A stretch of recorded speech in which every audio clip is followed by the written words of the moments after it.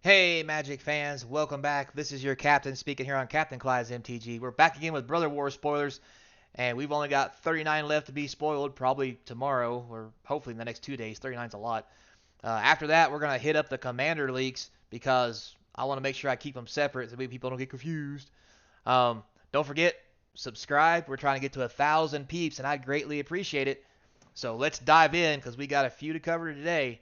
First, we have the Meticulous Evacuation, 1 white for an enchantment that says a white and 2. You return a target permanent to your owner. You return a target permanent that you control to the owner's hand. If it's got Unearth, you exile it first, then put it back in your hand. The reason for that is so Unearth doesn't exile the card because it leaves play. This is really cool.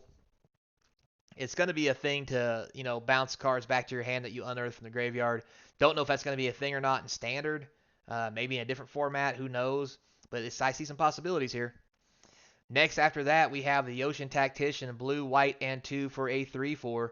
Other soldiers you control get +1/+1. The white-blue soldier deck's really coming around. I think it's a third Lord we got, so I'd expect to see somebody trying that bad boy out. Next, we have Legions to Ashes, black, white, and 1. Exile target non-land permanent and the opponent controls, and all tokens that player controls with the same name. This is a cross between uh, Unmaking and like Maelstrom Pulse. This thing is amazing. Not to mention this, if someone's playing Obs Nixilis on you and they make the token guy, try to get you to discard, you hit one of them with this, you get both of them. Amazing. This is also a great removal. The only drawback it's a sorcery, but you don't lose life with it. So, and it's any permanent. So I think this definitely is going to see playing standard. Next, we have Veteran Power Blade. Basic artifact. You cast it for 3. They get +2/+0. Bonus, you equip a soldier for 1 white only. Probably only going to be good in limited, if that. We have an Airlift Chaplain, a white 2 for a 1/1 with flying. When it enters the battlefield, you mill 3 cards. You may put a plains card or a creature with mana value 3 or less from among them into your hand. If you don't, it becomes a 2/2 flyer. So, Next, we have Phalanx Vanguard. White and 2 for a 2/2 Vigi. When an artifact comes into the battlefield under your control, it gets +1/+0 till end of turn. Not the best. May make the standard deck, though. Recommission, a white and 1 sorcery. Return target artifact or creature card, mana value 3 or less from your graveyard to the battlefield. If a creature enters the battlefield this way, it gets additional +1/+1. There are a lot of artifact creatures this thing's going to pull out, especially in the white deck with the card we just saw that gets bonuses from artifacts coming into play. That could definitely be a thing, and I think this is going to see some play. Next, Warlords Elite, white and 2 for a 4/4. Hello. Additional cost to cast this spell. Tap 2 untapped artifacts, creatures, and or lands you control. So basically it's going to cost you 5, but you can get it on turn 3 in White Weenie, and a 4/4 for a 3 is going to be big power. Aeronaut Cavalry, white and 4 for a 3/4 flying. It enters the battlefield, put a +1/+1 counter on another soldier. Limited at best. Combat Carrier, 1 for a 1/1. 2, sacrifice it to draw a card, unearth it for a blue. This easily could be in the white weenie deck we just talked about, where you can just pull it back out of the graveyard. Ahem. Next we have Weakstone Subjugation, 1 blue, you get to enchant a creature or artifact. If you pay additional 3, you tap it, and the permanent does not untap after that. Basic blue removal. Kilios is rock, and it's blue instead of white-black for some reason. Anyway, blue and 4 for a 3/3 flyer with flash. When it enters the battlefield, you make a Power Stone. That all makes no sense, but okay. We have Unleashed Shell. Get it? Shell. S. Anyway, 2 red and 3 for an instant. It deals 5 damage target creature and or planeswalker, 2 damage to the permanent controller. It's pretty good for limited only. Blanchwood Prowler, green 1 for a 1/1. Enters the battlefield, mill 3 cards. Put a land from among that into your hand. If you don't, it becomes a 2/2. Weak sauce. And next we have Perimeter Patrol, green and 2 for a 3/3. Whenever an artifact enters the battlefield under your control, it gets +1/+0. Great for limited. It's on rate, plus it has a bonus. So yeah, why not? Shoot down, green and 3, exile target artifact, enchantment, or creature with flying. Way too much for standard, but powerhouse and limited. Evacuation Explosion, red and 2, sorcery, deals 3 damage to any target. You create a tap Power Stone. Nothing like killing a creature and mana ramping, or just, punching your opponent in the face, whatever comes first. Scrapwork Mutt, 2 for a 2/1. When it enters the battlefield, you may discard a card. If you do, draw a card. Unearth for a red and 1. This with that white card could be a powerhouse because you can discard this, so you can get the white sorcery to pull it back out of the graveyard again, give the other thing a +1 because an artifact came into play. A lot of synergies going on, a lot of ways to mill through your deck. Seems cool. We have Whirling Strike, red and 1 for a 2/0 first strike and trample. Basic combat trick for limited. Scrapwork Rager, 4 colorless for a 2/2, enters the battlefield. You draw a card, lose a life. You can unearth it for a black and 3. So for an extra mana on both sides, you get a better Phyrexian Rager from black that anybody can play. Still don't think it's good enough. Next, we have Hostile Negotiation, much like my last marriage. Anyway, black and 3 instant. Exile top 3 cards of your library in a face down pile. Exile top 3 cards of your library in another face down pile. Look at these cards, turn one pile face up. Your opponent chooses which pile you get to pick up, and then you lose 3 life. Seems okay for limited. I think it's cost too much. It seems really, this might be playable in a standard or maybe an eternal format, but there's a lot of hoops to jump through here. But hey, I've seen weirder cards look good. Dredging Claw, 2 colorless, equip creatures +1/+0 and menace. If a creature is puts on a battlefield from your graveyard, it automatically equips it. This could easily be part of an unearthed deck. +1/+0 and menace is a good way to, punch somebody in the face when they ain't looking. Next we have Gixxian Skullflayer, black and 2 for a 2/3. At the beginning of your upkeep, if there are 3 or more creatures in your graveyard, it gets +1/+1. Counter. Limited All-Star may see some play in Standard, but I think there's better cards for this kind of mana value. We'll have to wait and see, though. Next we have Thraxel Demon, because, okay. Black and 1 for a 2/2. 3 and tap it. Sacrifice another creature or artifact, draw a card. Definitely a limited player only. Next, we have the Ravenous Gigamole. The name alone means limited. Anyway, black and 3 for a 2/3. Enters the battlefield, mill 3 cards. You can put a creature card from among them milled this way to your hand. If you don't, it's +1/+1, so a 3/4 for 4. At best, since you can only get the card out of the 3 that you milled, I don't like it. Limited at best. Titania's Command. Wow, for 6 mana, this better be a powerhouse. 2 green and 4. Choose 2. Exile target opponent's graveyard. Gain 1 life for each card exiled this way. Okay, could be good. Search your library for up 2 basic land cards, put them on the battlefield tapped, then shuffle. Mediocre.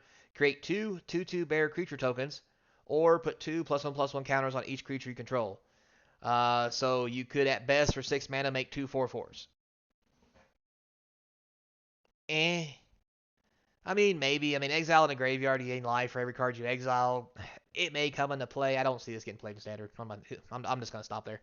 All right, we have Defabricate, unlike Fabricate. Blue and 1, choose 1. Counter target artifact or enchantment spell. If it gets countered this way, you exile it. Or you can counter target activated or triggered ability. Stifle Plus. Love it. Seems pretty good. Next, we have Killzone Acrobat. Black and 2 for a 3/2. Good rate. When he attacks, you can sacrifice another creature or artifact for it to gain flying. Decent evasion, but only if you're going for the kill shot. I.e. Killzone. Anyway, Spotter Thopter. 8 colorless for a 4/5 with flying. When it enters the battlefield, scry X, where X is its power, which is 4. You can prototype it, which is a different which is if you cast it for a blue and 3, it becomes a 2/3, which is the same ability. This is just awful. No. Just don't. No. Maybe limited, but still no. Next we have Hulking Metamorph. 9 colorless for a 7/7. When it enters the battlefield, it becomes a copy of an artifact or creature you control, except it's an artifact creature in addition to other types, and its power is equal to its normal power, which is 7/7. You can also prototype it for 2 blue and 2 for a 3/3, which ain't bad either. I think this might see some play. Maybe not for the 9, but definitely because the 4 could be good. Next we have Battery Bearer. Green, blue, 2, 3/4. Creatures you control have tap, add a colorless. Can only be spent. The mana can't be spent to cast a non-artifact spell, so you're only making gadgets with this. Whenever you cast an artifact spell, 6 or greater, draw a card. No. Commander, yes. Everything else, no. Sarin Steelseeker, green 1 for a 1/2. Whenever an artifact enters the battlefield under your control, look at the top card of your library. If it's a land, you may reveal it and put it in your hand. If you don't put it in your hand, you may put it in a graveyard. Seems okay for limited at best. Next, we have this behemoth. Sarnath Greater Worm, red, green, and 4 for a worm with trample, and it's 7/6. Whenever a land enters the battlefield, create a tapped Power Stone token. Yeah, who cares? 6 mana, 7/6 trampler. Big monster. Moving on.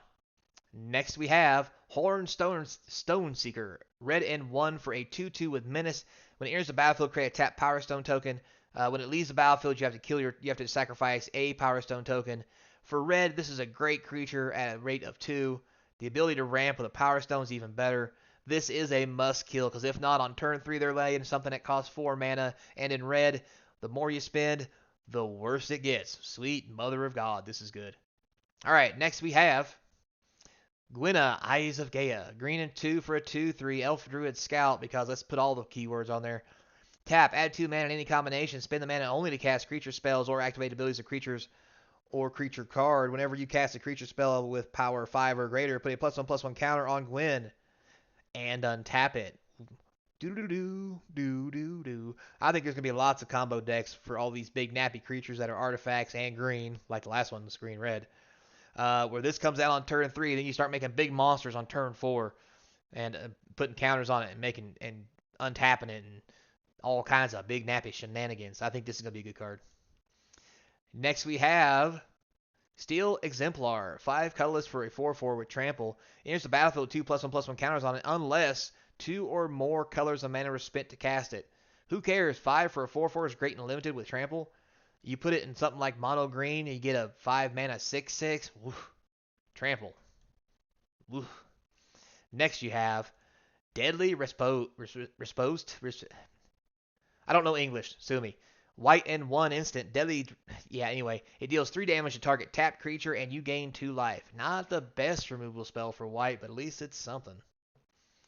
Next we have Symmetry Matrix. 4 colorless. For whenever a creature of power equal to its toughness enters the battlefield under your control, you may pay 1 if you do draw a card. This may see play in several decks, including Commander, because you start making 1/1 elves and paying 1 when you lay a 1/1 elf, so for 2 mana you draw a card and just go elf happy. Who knows what this might turn into. Next we have the Haywire Might. 1 colorless, 1/1. When it dies, you gain 2 life. For a green, you can sacrifice it to exile target non-creature artifact or non-creature enchantment. Seems pretty good. Probably definitely going to be a sideboard card. Played in limited because it's good enough as a creature. And may see standard play depending on how the artifacts play out. It's not terrible. So, with that said, I got to bug out. Get it? Insect. Bug. Moving on. So, thanks a lot for watching, guys. I really do appreciate it. As always, remember to like, subscribe, hit that notification bell. Comments down below is going to feed that YouTube algorithm, get some more views. We're trying to get to 1,000 subs, so one click for you don't mean a lot. It means a lot for me and the channel, and I do appreciate it. If you've already subbed, thank you for your time. If you've come back more than once, thanks, I guess.